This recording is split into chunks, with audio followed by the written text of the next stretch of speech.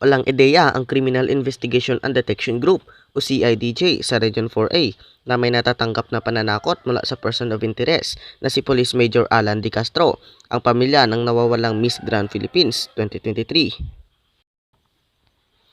O kilalang si Candidate Catherine Camilon, ginawa ng CIDJ ang pahayag kasunod na report na tinatakot ni De Castro ang pamilya ni Camilon. Tinitiyak naman ni CIDJ-4A Chief Police Colonel Jacinto Malinaw na sa pulisya lamang nakikipag-usap ang pamilya Camilon hinggil sa kaso. Sa katunayan ay inihingan na nila ito ng DNA sample para maikumpara sa mga bagong ebidensya na nakalap ng pulisya. Ayon pa kay Colonel Malinaw, 7 hair strands at 12 blood stains ang nakita ng mga investigador sa natagpuang SUV na pinaniniwalaang pinaglipatan sa katawan ni Camilon. Inamin ng opisyal na hirap silang matukoy kung gaano karaming dugo ang nawala sa katawan ng babaeng inilagay sa naturang SUV dahil malinis na ito bago pa man natagpuan. Dahil sa mga bagong ebidensya na diskubre ng otoridad na mayroong indikasyon na sinasaktan ni De Castro si Camilon. Batay sa nakuhang screenshots ng pag-uusap ni Camilon at kaibigan nito, gusto nang makipaghiwalay ng dalaga sa karelasyong pulis. Pero nanindigan si De Castro ayon kay Malinaw na kasama nito si Camilon bago ito nawala noong October 12. Nakausap na rin ng pulisya ang may-ari ng natagpuang SUV at sinabi nito na naibenta na niya ang nasabing sasakyan.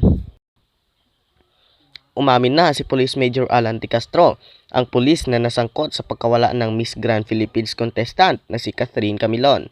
Inamin na mismo ni Police Major Alan De Castro na totoong may relasyon sila ni Catherine Camilon.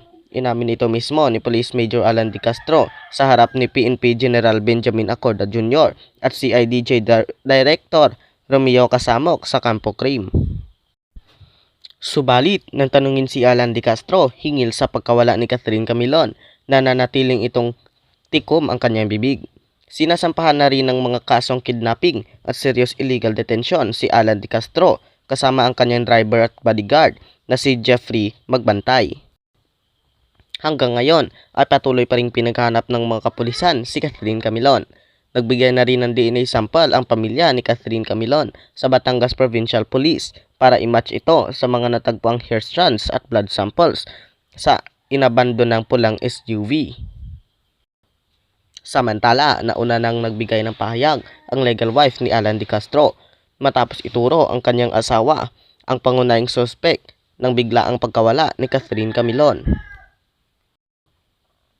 Napag-alaman ng kapatid ni Catherine Camilon na inamin na nito sa legal wife ang kanilang relasyon ng pulis. Nakuha ng kapatid ang impormasyong ito mula sa conversation ni Catherine Camilon at sa isa pang kandidata ng Miss Grand Philippines. Tila ayaw umano ng pulis na tuluyang masira ang kanyang pamilya. Hindi ito nagustuhan ng pag-amin ni Catherine sa kanyang asawa, kaya naman pinagbuhatan niya ito ng kamay.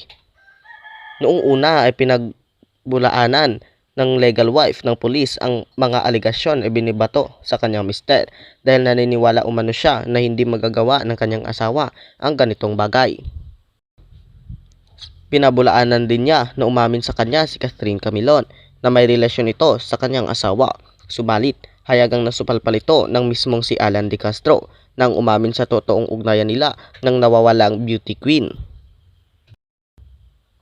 Samantala, nagbigay na ng pahayag ang ina ni Catherine Camilon sa Facebook kung saan sinagot niya ang mga aligasyon ng mga netizens na sinadya nilang itago ang kaugnayan ni Catherine sa pamilyadong pulis. Iginiit ng ina ni Catherine Camilon na totoong wala siyang alam na may karelasyon ng kanyang anak at hindi umano siya pinagtatakpan.